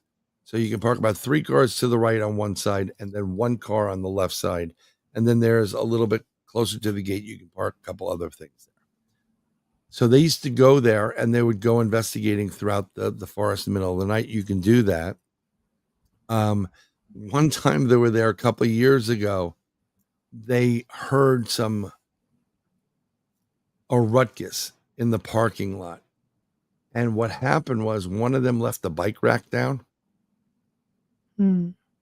So I don't think the Bigfoot knew what it was, but he probably hit it with his shin or her shin. It was Oh, boy. left a full handprint on the car. Wow. One of the guys for our group is a former police law enforcement forensics collector. So we're doing things where we're collecting a lot of this stuff, directly, and we're really trying to, do it right. We can't like bring one home and say, "Hey, everybody, this is a Bigfoot." Bigfoot, say hello to everybody. Carrying the Hendersons. We're going to do the best to get as much evidence as possible and scientifically as well. Mhm. So that was a pretty cool experience for them. Mhm. So I go out the first time, and as soon as I get there, I'm backing into a spot, and there's it's really weird gravel. It's like sandy, but a little bit gravelly because it's Florida. It's very porous. It was once under the ocean. It's going to be under the ocean again soon too. Yeah. Probably in a couple of weeks. Uh-oh. Hurricane. No, that's how it is, Yeah. And so we pull in, and they're like, whoa, whoa, whoa, whoa, whoa. Go a little bit to the side. On the floor, they found a mother-daughter print or mother-son print. So Oh, they have the right foot of the mother, which is about 16 inches, and then they have a 11-ish foot, 9, 10, or 11-ish side, the left foot of a child. wow. Perfect. So what I love about, and this is why I spent stupid money for an upgrade of the phone that I didn't need at one point. Yeah. I like the LiDAR on this. Yeah. And LiDAR will capture it in 3 dimensions. Mhm. And I can save it, free program, there's a ton of them. I can go to a 3D printer and literally print out that print Mhm. and always have an exact copy of it. That's amazing. That So is is that part of a phone program? Because I know It's- people will ask, or is it like an app? What is it exactly? It is literally, well, the phone has LiDAR on it for whatever the reason is, but Right. the app is still free in the store. It's called 3D Scanner app. Got it. I don't know if they'll let me do this. Nope. Yeah, 3D scanner app. There's It's people, the there you go. purple one. It looks like a little neon house on top of it. Yeah, there you go. And you can do 3D scans of footprints. So now you don't have to carry around like 400 gallons of water and like 50 pounds of plaster of Paris, Right. and just like, we're going to cast it. Although it is really cool to have a physical cast.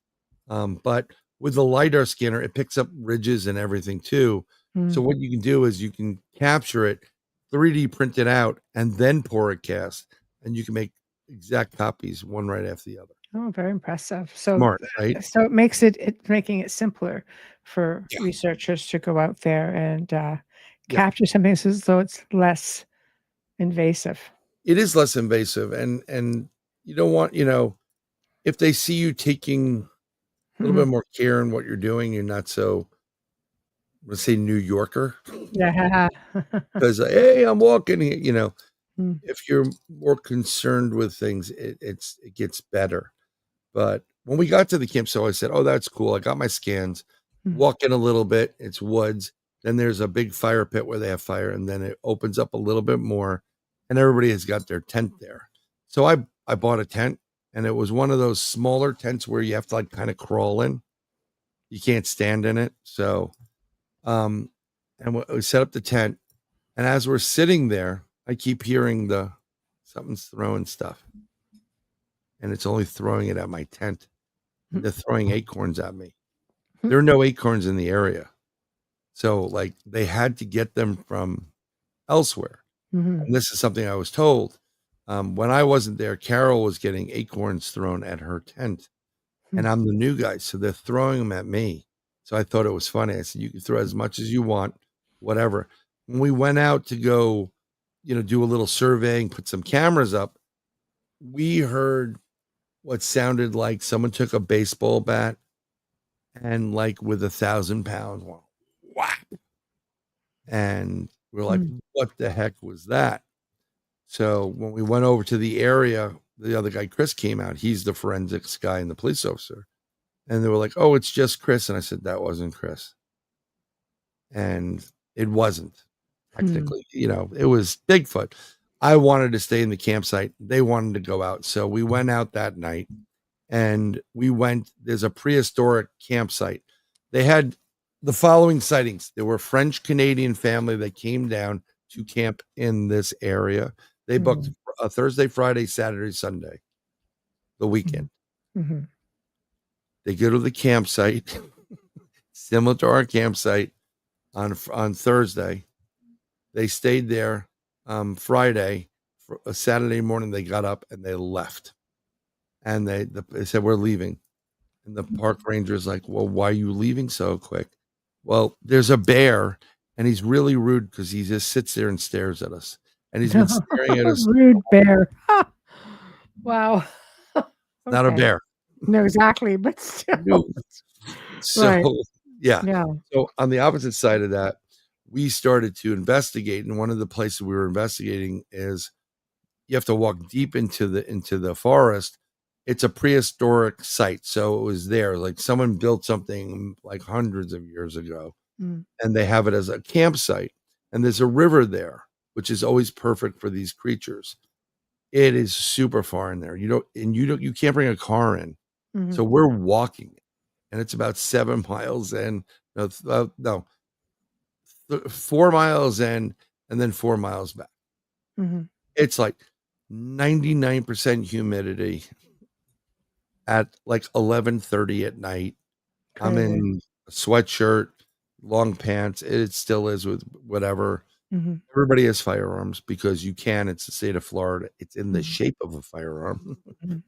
Yeah. Because there are panther, there are alligators, there are other things. And we let them know these are not for you. There are other predators. We want to make sure if we have to take something, we'll leave it to you, as a tribute.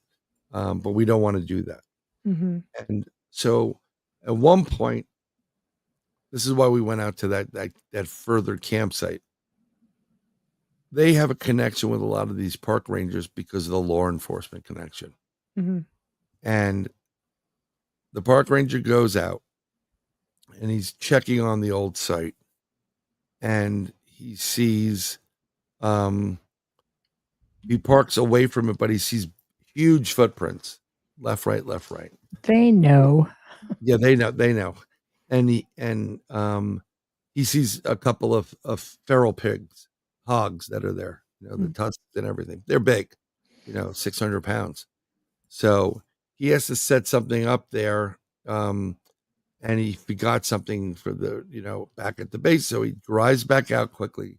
There's another car on the main road, grabs what he got and comes back to the campsite, probably taking no more than 15 minutes. It's not that long.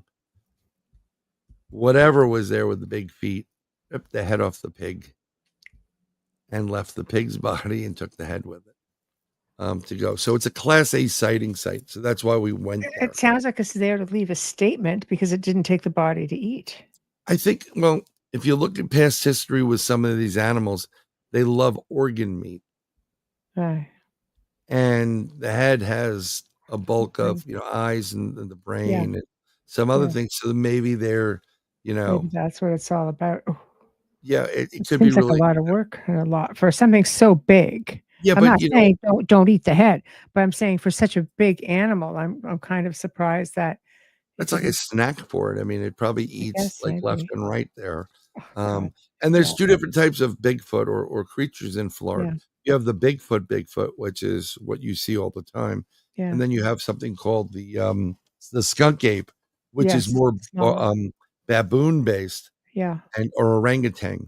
And Yes. those are very, very, very vicious and aggressive. When encountered, they show their teeth, and they've got teeth. Yeah. They've been so far removed from humanity Yes. that they will go after you.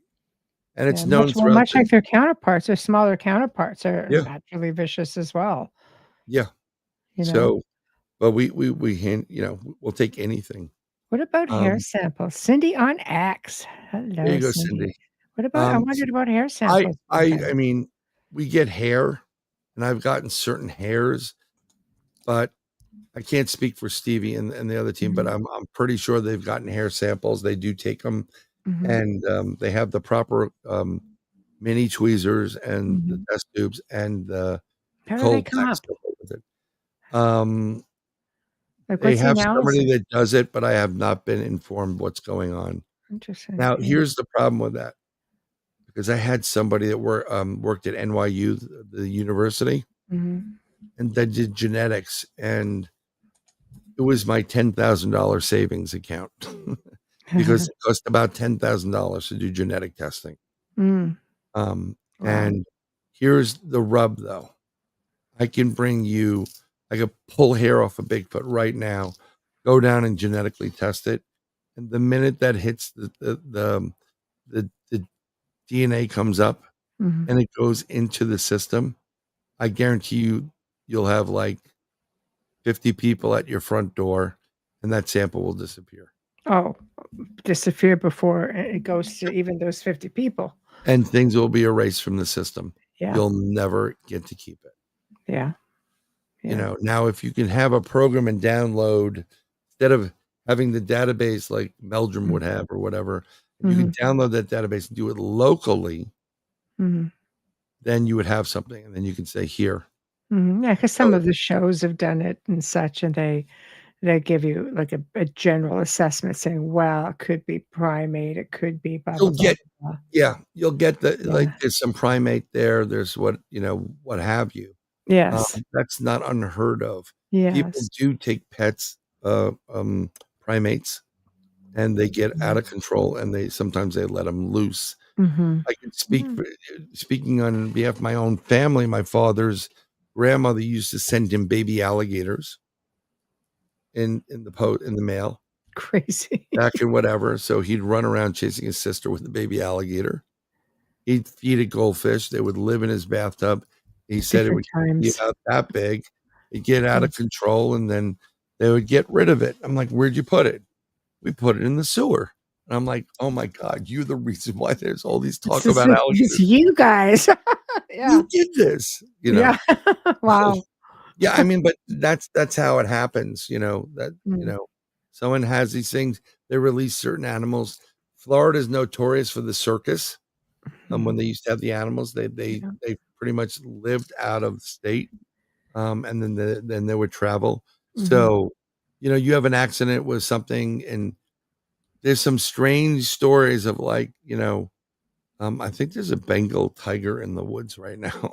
You know, it very well could be. I mean, about the black cats, those are the wide pumas. even, but yeah. The Bengal, that's crazy. Oh, that would be insane. Yeah. That's actually my favorite of the cats. I love the puma look. The beautiful. jaguar and the puma. But California has jaguars as well. Yes. Someone has it, you know, right around the corner from me. Not that close, but the original Tarzan used to live there, have a huge big piece of property, and he used to have tigers on his property. And what do you do with them? Like, you know, a person in the Bronx, where I grew up, there was a woman that had a pet chimpanzee, and then it went nuts.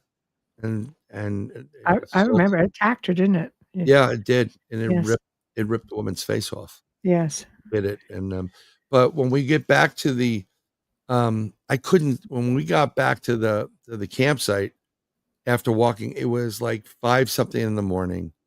I was seizing, my legs were seizing up. I was too hot. If I even remotely tried to get into that small tent, you'd never get me out. So I had my car there, and I was going to be like, you know what? I turned on the car. I left the camera running, and something tried to shut my camera off when we were on an investigation. And the only way you can do that is to go into the menu and select the delete. So it wasn't automatic. So I'm like, oh, that's interesting. Because I hooked it up to USB when the engine was off. So they got these big fingers, and you've got to be able to know how to go into the menu. And how did we get into my car with the glass up and everything? It wasn't open. That was another thing. So I said, you know, I'm tired. I turned the car on, and I'm going to go to sleep. I have my hand on my gun, which is in my sweatshirt. I'm wiped out, and the car is running, and there's condensation building up, and I just get the sense something's looking at me through the passenger window. And I'm like, I was so tired, Michelle. I was like, I'm too tired for this. You can watch me all night long. And I tried to go, and I went to sleep. But the problem is, on the new cars, every 30 minutes they say bing, and they're going to shut your car off. So every 30 minutes I was pressing the button to reset. And at one point when I looked over at the window, when initially I knew something was looking at me, because it must have breathed on the glass, and you saw the condensation move like it was in Jurassic Park. And I was like, oh, crap. But I was so wiped out, I didn't bother. Only got about 2 hours in.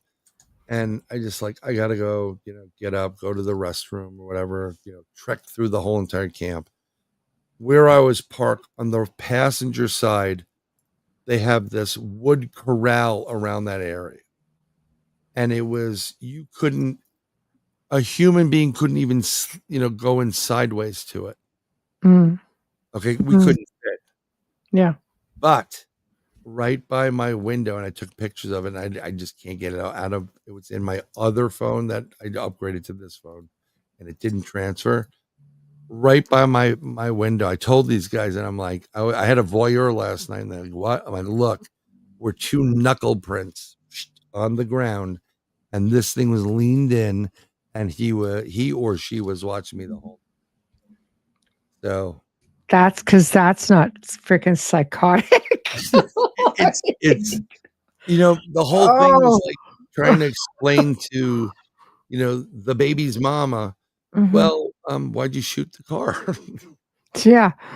Oh, it was got to sleep in there. It was a Bigfoot. Like, who Yeah. the heck's gonna believe you? But Yeah. and I didn't want to do it, and that's why I think it was like when you go in there, and everybody in this team that goes, we treat it with the utmost, respect. And we really want to have an encounter. We want to have the experience. We don't want to have any problems with it. I love communication telepathically, all that mind speak stuff. Throw it my way.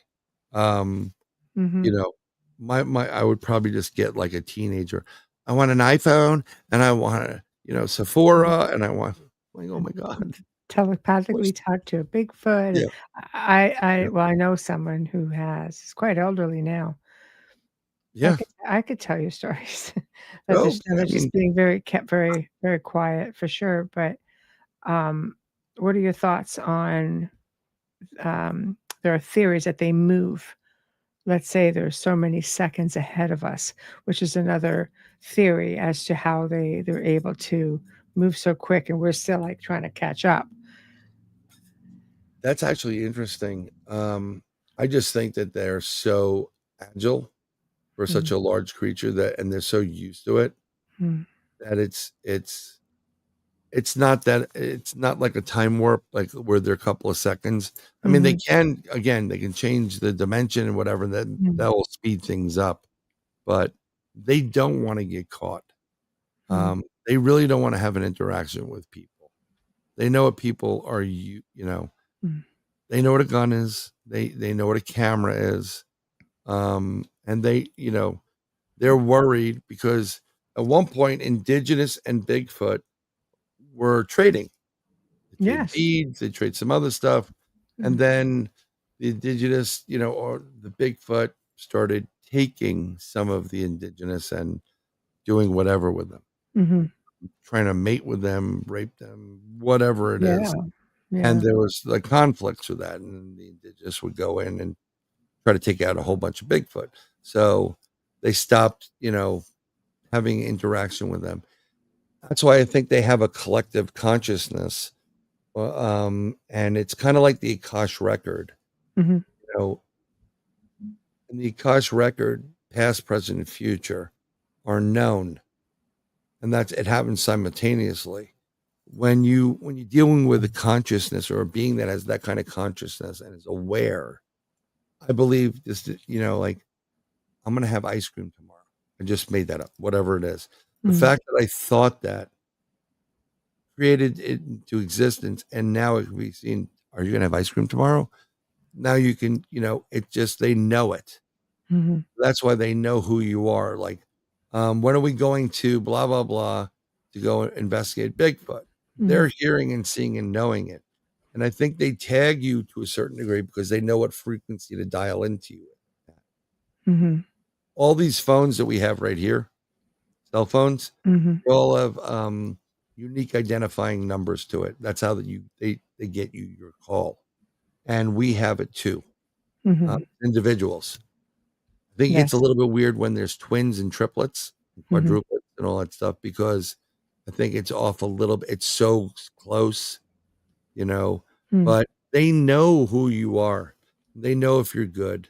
And I think they let others know, no, he's okay. because I was really greeted really well being there. For somebody who was brand new into the area and the situation. Normally, when you have somebody new, it's usually like, beat your chest moment, right? And then, it's a little bit of a standoff, but they were just like, they were playing around like they would normally play around. I've been in Bigfoot. Look, in certain areas where we know we have them, we see them skirting in the perimeter. We hear a monkey barking, and they'll throw things at you. They'll throw a little pebble at you, like tag, you're it, or some, acorns or something like that. So someone's craving ice cream now. You got it. No problem. Everybody's on the ice cream. Yeah. I mean, I'm just using that as an example. Sorry. Yeah. But yeah. It's a very interesting being, and I guess if you have an experience where you're telepathic with it, that can blow your mind. I mean, even if you're prepared for stuff. I know you're prepared for things. You do things that are just like, go investigation. You've seen some stuff that's like, turn you white, there are those moments, but sometimes you're like, did you just speak to me? Did you just say my name? It was kind of like when I first discovered I had Claire audio, as they call it. I was missing a friend of mine, and no problem, Kat. She's gonna get ice cream now. Remember, your safe word is pineapple. Okay. I'm joking, guys. I always joke about Kat. Sweetest. She's a sweetie. Yeah. Yeah. And you would never know she was a dominatrix. I did that to her at one point. She's like, stop. But it's what I do. I just got sidetracked by that whole thing. But it's just interesting, and I just want to have that moment where you really connect to something and you understand it, or you can understand it if you can. No BS, no, because you don't know what to believe, with stuff. I think, you look at Ron Moorhouse, Ron Moorhouse, he goes up to the Sierra Sounds, and he's got this incredible connection because they're all just sitting there. Like, I think maybe that may be the key. You're allowing themselves to be observed. They're not traipsing through maybe, where it makes it harder for them. They're trying to figure out where you are, what you're doing. I mean, they go up there, they camp, there's one little spot, but they're also just sit around, and they're just taking in the sounds. If you guys, try that, or you yourself. Yeah. I mean, we do that, and that's what we do. Like a lot of times, like, again, Steve's a great guitarist or whatever. They'll play music. They love music. Yeah. They love that music sound. They love cigarettes and the smoke and tobacco. There's something about it. Definitely love fermented corn, like you get drunk from or whatever. They eat that and they live for it, smelling bacon, the whole thing. I mean, like what everybody else does. Yeah. But I remember, again, I want to be in the woods and have a conversation with one of them and have them come out, and like, there's something about physically, touching something. Like I used to do CE5 events, and I've brought in UFOs, and even I'm like, holy, I don't have my sensor button ready to, Yeah, but if you can communicate telepathically, if you're a contactee, they will just come without all the hoopla. Yeah, no. I mean, I try telepathically with my kids. Right. And I think I said that before. So you can try this with anybody, actually. Parents usually are better to do it with their children. Moms are really good, and daughters will get it. They'll know, because you use both hemispheres. But my one youngest is such a wise ass. Pardon the expression. I'm going, like when we're driving someplace, I'm thinking of a color. And when I say it, they know it's Roy G. Biv: red, orange, green, blue, yellow, indigo, violet, whatever. And she'll go, burnt sienna. And I'm like, I'm going to kill you. you know, Yeah. or you know, or I'll say I'm thinking of a number between 1 and 10. 7.5. It's like, She yeah, does it all the time. yeah. But it does work, because I witnessed my friend. We were supposed to go out when we were younger and go out things, drinking and other things. And just before we got out, his mom was in the kitchen. I'm by the door with him, and then we could see his mom's back. And he goes, "Yeah, I'll be back later." No, I told you. And he's having a conversation. His mother didn't turn around, nor did she utter a word. Mm, And okay. and then when we got outside, and I'm like, "I know we haven't smoked yet, but that was pretty freaky. Did you just have a conversation with your mom without her?" And he goes, "Sometimes we do that." Yeah, it's So an you can do incredible that. connection. Yeah. I mean, like I remember coming in, and I was thinking about my friend Rob. It was almost a year. I'm like, "Rob, man, I miss you. I hope you're well. I really miss you, man." I was just bummed out. And as I Mm. walked through my door, I miss you too, man. And I'm like, okay, I just said that in my head.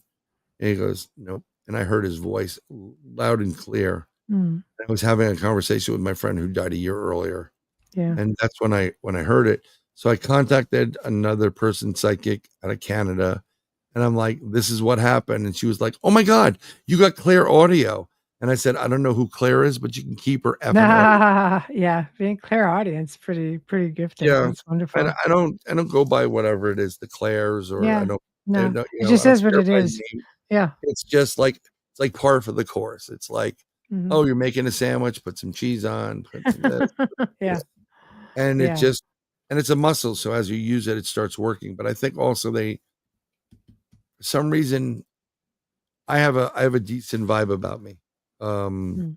a lot of times, always with pets and animals and kids. Mm. And to this day, my niece is like 27 years old, and we used to sit there and do tea parties and whatever. And I'm still Uncle Brian. The way she's like, "Hi, Uncle Brian." It's like she's Yeah. 27 and she still does it. And I love Yeah. it because I love her to death. But that's Yeah. how I am with kids. Those kids are Yeah. great. It's Yeah, when they they are. grow up, they start yelling and cursing at you. That's the problem. Yeah. But When they yeah, get corrupted by life. yeah, I Yeah. mean, and I wear like loud Mm. clothing, and this is like really, really bright. And the Mhm. kids see it and they smile. And I have a Hawaiian shirt with a Bigfoot with a pink flamingo floaty around it. And the little one's Bigfoot, Bigfoot, and it's just, Yeah, she yeah, knows. I, I I think mean, I think yeah, it's great, you know what I mean? Like, I think if you go in you're dealing with intelligent beings, is I think if you go in maybe with that calmness about you and with a certain amount of innocence and just allow yourself to be watched. Like, look at when you were at the camp. And it's yeah, peeking in, and children experience that. I think it's because there's that degree of innocence. They know it telepathically. They watch you. You're not a quick mover. They're able to actually try to figure you out. And if you just allow them to. I mean, there's people in I think it's somewhere one of the provinces in Canada where there's someone who they go out, they're a team, they communicate with Bigfoot and they'll say, "Okay, well, my name is, I think it's Mike," for example, and he repeats it and he yeah, communicates with somebody, yep. right? And the Bigfoot goes, Mike." You hear him trying to pronounce it, vocalization, but intelligent. Yeah, no, there's a couple of great videos that are legit of Yeah. Bigfoot, in the back porch, like from the backyard, Mhm. calling a person inside because they have that rapport relationship. Yeah. Yeah. Yeah. I And then think you it's have, great. here's where you get in problems. Gifting sites, when people start gifting food and stuff, Yeah. it gets a little bit scary because there was a gentleman up in Connecticut, and he owned a house, and he had a gifting area, and he also had strawberries, wild strawberries in the field. So the Bigfoots would come in and eat the straw. He wasn't eating them. Yeah. The guy passed away. They sold the house to a new family. Oh. They got rid of all the strawberries and built a bigger house. And the Bigfoot, boom, boom, boom, and was Oh. shaking the entire house. How dare you take my strawberries? Holy cow. Yeah, it can get That's real, serious stuff right there. yeah, real hairy real fast. Oh my And gosh. people don't realize it, you know, it's not it's not a joke. This is not like having a pet dog or a cat. Mhm. We don't know what this is. And, you know, Mm. you don't want it. It gets used to you giving them stuff. You know, I'm not talking about cat toys and lights and little balls. No, And it's survival. It's building a rapport. yeah. And it's, you know, it's Our family's property, we had, I might have mentioned this last time you were on, but they were, we had a caretaker on the property, just, you know, manning the fort sort of thing. And he's half indigenous. So he was hearing something at 5 o'clock in the morning, pitch dark out still. And it was all this tree knocking. Right, and he goes, "I knew it wasn't somebody cutting wood at 5 AM in the dark." So, anyway, he's out there just doing tobacco offerings and yeah, smudging, well, the they whole like 9 it. yards, yeah. They like Yeah. tobacco offerings. Spooked him. For some reason. Yeah, it's unnerving. Yeah. I mean, Yeah. don't get me wrong, I'm not being like Mr. Macho. There depends moments like when that was like that close, you know, after the whoop whoop whoop. We weren't leaving, and it finally realized we weren't leaving. Yeah. And we sat back down in our chairs, and I hear this crashing coming from the woods behind me. Mhm. And then I felt the thud, boom, roll, hits my chair, and I get knocked out about 10 feet. Mm. And I'm like, and my buddy's like, "What the hell just happened?" I'm like, "Something threw something in the back and it hit me, Mm. and it hit my chair, and it was on big rock, boulder, whatever it was. It was nice size. And if it wanted to, it could have taken me out. It didn't. It was kind of like, the hell with you guys. You know, I'm going home now." He was Yeah. pissed, you know, because Wow. they had to go a different way, I think. That's what the Yeah. whoops were for. But Yeah, that's interesting. insane. Everybody's talking about ice cream now. Sorry. I know, you started a whole movement in the chat room about ice cream. What is it? Poutine? Yeah. How about that? The Little poutine? Timmy's, little ice Timmy's, maybe. Oh, no, God, never. No, Never. I No. wasn't a fan of that, but No. it was a great. When we used to go to Toronto, I used to drive my dad up there. Oh, what street it was, but there was like a motel in the middle of like the street someplace, and there was a craft brew place that had like a from Barosi, type of beer. It was great. A Bigfoot Yeah. named Thud. Yeah. That's cool. But there was a donut shop that was off the chart. That was really good. Yeah. There's some Um, good ones. There's some few hidden gems. There's one not too far from here, and people line up about, half a mile to get in yeah, there. I mean, some of them are really good. But Lineups. you know, one of the things that I liked when we used to go look at sculpture, because he collected prints and art Eskimo sculpture. I actually have a spirit piece. It's wrapped up. It's a reptilian, legit Interesting. reptilian. So I would love to be able to go up into Canada and talk to some of the indigenous Mhm. about, because they have these different Sednas, spirit pieces. Yes. They have a Sedna, which is like a woman. It's like a mermaid, Mhm. but with multiple hands. And But where did they would create or draw what they saw or emulate what they Yep. saw through oral history and tradition. Yep. So And that that's is why I very want to talk to interesting. them about it. Yeah. I definitely Yeah. want to talk to them about it. Yeah. Um, That's crazy. and I definitely want to go up to the Ontario area and go into some of the woods there. Besides the fact I want to go northern Toronto to Gregory's if it's still there, because that was an incredible Russian restaurant, and Gregory was drunk as a skunk the whole time there. Lots of good things that go on up in the northern Yeah, I mean, areas. And I've had, yeah. you know, when we used to go to St. Andrews, Mhm. and stay in that small little town. But we had family in Maine at that point. We have family in Quebec, Mhm. Mont Tremblant Yeah. area, or I think they're still there. Yeah. But I've had encounters and experience. I've seen Bigfoot off of Route 9, the logging road, running in the woods, Mhm. and you kind of can't stop because you have like 3 18-wheelers behind you. Yeah. I drove my daughter. My oldest is now in college, and she's complaining. Like, oh, well, maybe I could come home. Or I'm like, no, please don't complain. I'll switch with you right now. Yeah. I'll make some crayons at this point. But on the road coming back, I'm driving her boyfriend back with me, and I know the area, know the mile marker. There was a very large animal on the side of the road that I'm pretty sure was a Dogman that was killed by an 18-wheeler.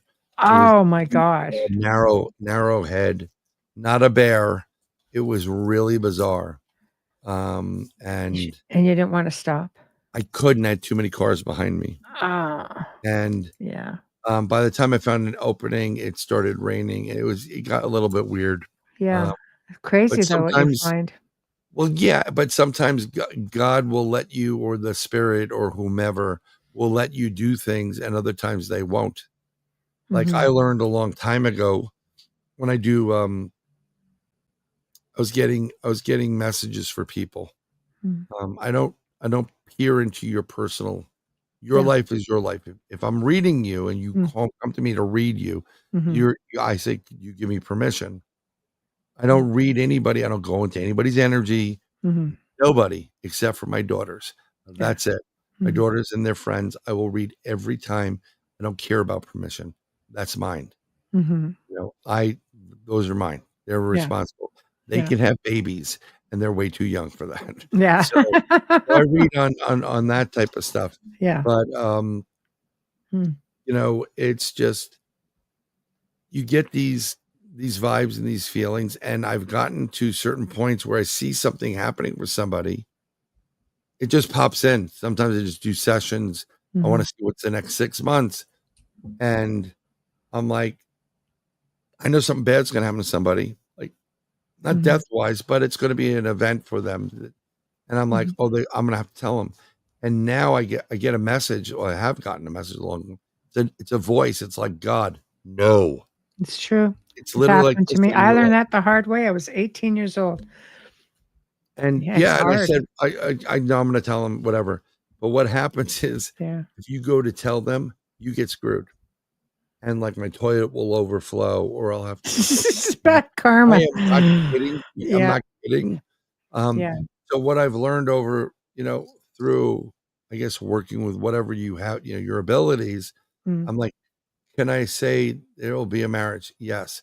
Can I say man and wife? Yes. Can I describe in detail the fate? No. It could change the path, and I think that's what they're trying to avoid. Well, that's the whole thing, and I learned it is a path. So this is I have a couple of people that are clients that are just driving me nuts because they're assholes. They ask, and you give them the information, and they don't listen. And I always tell this to everybody: the future is fluid, and if you do not follow your path, you will not get to that future. So it can change, and you'll get somebody. You'll tell them something, right? You're going to meet the love of your life. It'll be a Christmas party, whatever. And they're like, cool. And then they go about not doing what they normally would do. I'm not going to that Christmas party. And then they never either get invited to the Christmas party, or they go to the Christmas party and he's not there. And you're like, what happened? Well, you didn't do what you were supposed to do. And I know, I have this one friend I know all the time. He's a procrastinator. And I said, you can't do that. I've even like gotten a message, and I said, I'm going to start you off because he's supposed to write something. And he goes, how the hell did you know that? And I said, with me, you know, I'm going to come back at you a couple of times. If something comes, a message comes, I'm not one of those guys that's going to charge you for it. I'm going to give you the message. Yeah.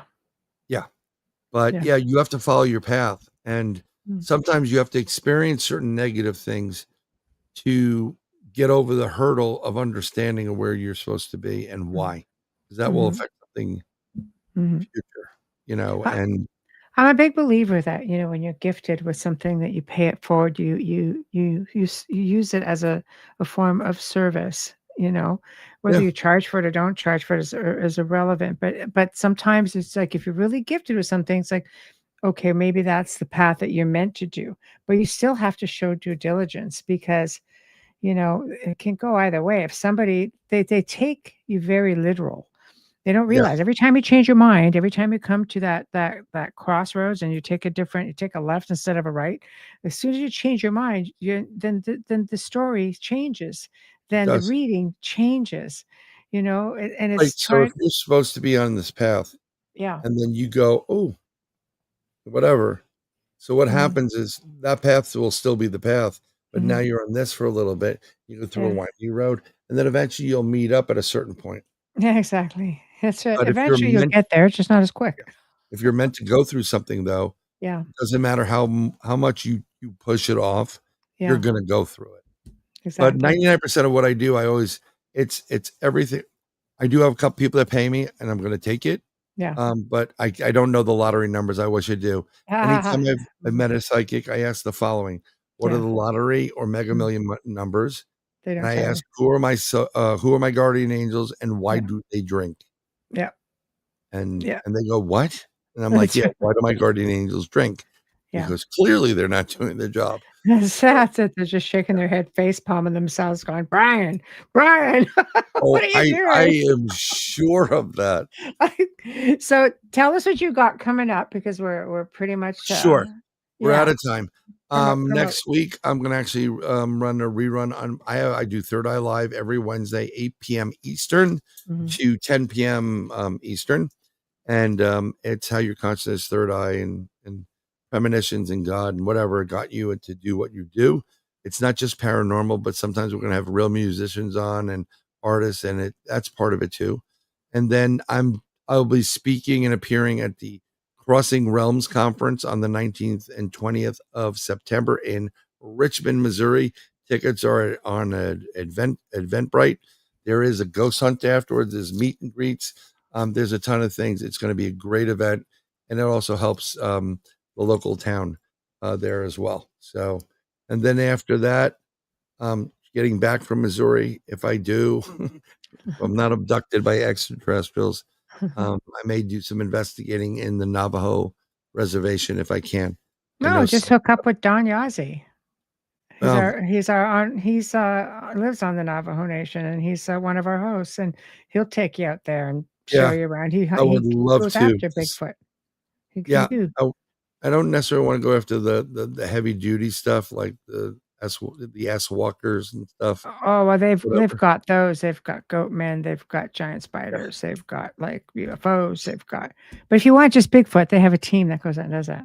Yeah, no, I know. I Yeah, know yeah, about yeah. yeah.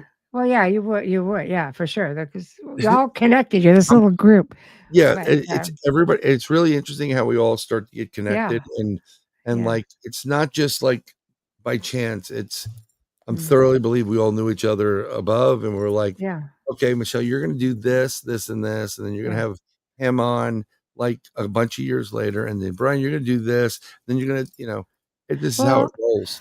maybe you find yourself in Canada and we just like see about, like I said, the girls and I, we're all been thinking about heading I out have there. no. I mean, They're out I haven't there. been to Canada in a long Yeah, while. I was supposed to film something. We were working on something because I'm trying to work on a project, yeah, and it would be in Canada. yeah. So, and if I get what I want to be done developed, um, Mhm. you will expect a knock on the door because I'm going to the people that I don't see on TV, and I want Mm. to give them You wouldn't the see me sort of on TV with anything that had to do with Bigfoot. Paranormal, yeah, but never well, Bigfoot. right, but we're gonna. This is gonna do everything. So Yeah. we'll stop by, we'll do that. But I speak too much online with certain things, and I don't think we're going to get through the border. No, yeah, right. You never know. You never know. Are you on Oh, holiday or politics? yes. Holiday this time. Some things is better left unsaid. Yep. So, I just shut up and just like I'm going in the woods looking for Bigfoot. Okay. yeah.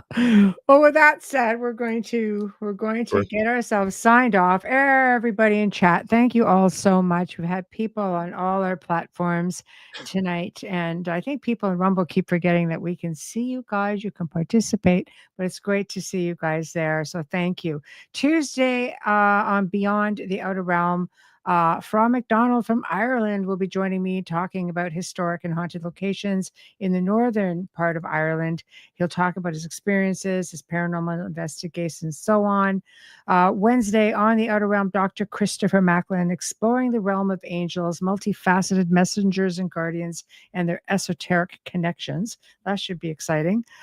Tobias Whalen joins me to talk about, this is on Thursday, about his new book, which was authored alongside Richard Estep, which we love, Mothman, Sightings and Investigations of the Iconic Cryptid. So that sounds like it's going to be a lot of fun.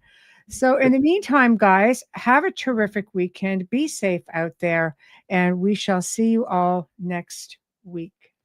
Thank you. Good night. Bye.